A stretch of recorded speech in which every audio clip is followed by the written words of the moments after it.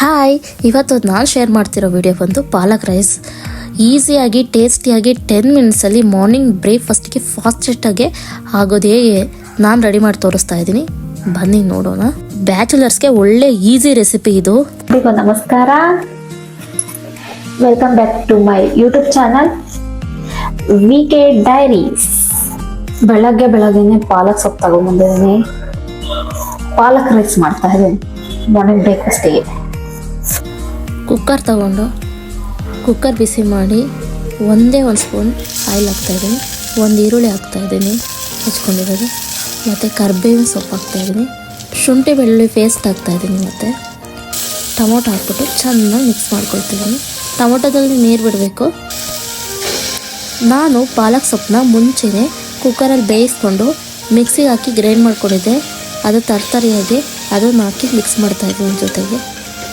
ಹಾಗೆ ಹಾಕ್ಬೋದು, but paste ಮಾಡಿ ಹಾಕಿದ್ರೆ ಇದನ್ನ ತುಂಬ ಟೇಸ್ಟಿಯಾಗಿರುತ್ತೆ. ಪಾಲಕ್ ಎಲೆ ಎಲ್ಲ ಹಾಕಿದ್ದೀನಿ, ಮತ್ತು ಅದ್ರ ಜೊತೆ ಒಂದು ಗ್ಲಾಸ್ ಅಕ್ಕಿ ಹಾಕ್ತಾಯಿದ್ದೀನಿ, 2 ಗ್ಲಾಸ್ ನೀರು ಹಾಕಿದ್ದೀನಿ. 1 ಗ್ಲಾಸ್ ಅಕ್ಕಿಗೆ ನಾನು 2 ಗ್ಲಾಸ್ ನೀರು ಹಾಕಿದ್ದೀನಿ. ಈ ಥರ ಕನ್ಸಿಸ್ಟೆನ್ಸಿಲಿ ಮತ್ತು ಅದನ್ನು ಮುಚ್ತಾಯಿದ್ದೀನಿ. ನಾನು ಕುಕ್ಕರ್ ಯೂಸ್ ಮಾಡೋಲ್ಲ.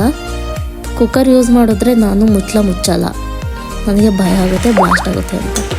ಹಾಗೆ ತಟ್ಟೆ ಮುಚ್ಚುತ್ತೀನಿ. ಈ ಥರ ಬೆಂದಿದೆ. ನಾನು ಲಾಸ್ಟಿಗೆ ಕೊತ್ತಂಬರಿ ಸೊಪ್ಪು ಹಾಕಿ ಫೈನಲ್ ಟಚ್ ಕೊಟ್ಟು ಮುಚ್ಚಿಡ್ತಾಯಿದ್ದೀನಿ.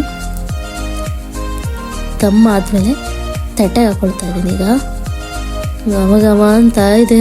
ವಾವ್, ನಾನು ಇತ್ತೀಚೆಗೆ ತುಂಬ ಚೆನ್ನಾಗಿ ಅಡುಗೆ ಮಾಡೋದನ್ನ ಕಲ್ತಿದ್ದೀನಿ, ವೆಜ್ಜಾಗಲಿ ನಾನ್ ವೆಜ್ ಆಗಲಿ. ಅದಕ್ಕೆ ಶೇರ್ ಮಾಡ್ತಾ ಇರೋದು ವಿಡಿಯೋನ. ಇಲ್ಲಾಂದರೆ ನಂಗೆ ಅಡುಗೆ ಮಾಡೋಕ್ಕೆ ನಾನ್ ವೆಜ್ ಬರೋದಿಲ್ಲ, ವೆಜ್ ಬರ್ತದೆ. ನೋಡಿದ್ರೆ ಆ 10 ಮಿನಿಟ್ಸಲ್ಲಿ ನಾನು ಹೇಗೆ ಪಾಲಕ್ ರೈಸ್ನ ಫಾಸ್ಟೆಸ್ಟಾಗಿ ಕುಕ್ ಮಾಡಿದೆ. ಇದು ಬ್ಯಾಚುಲರ್ಸ್ಗೆ ತುಂಬ ಈಸಿ ರೆಸಿಪಿ, ಬೇಗ ಮಾಡ್ಬೋದು ಬ್ರೇಕ್ಫಾಸ್ಟಿಗೆ. ವಿಡಿಯೋದಲ್ಲಿ ವಾಯ್ಸ್ ಹೋಗ್ಬಿಟ್ಟಿದೆ, ರೆಕಾರ್ಡ್ ಮಾಡ್ಬೇಕಾದ್ರೆ ಕರೆಕ್ಟಾಗಿ ರೆಕಾರ್ಡ್ ಮಾಡಿಲ್ಲ, ಮಾತಾಡಿರೋದು.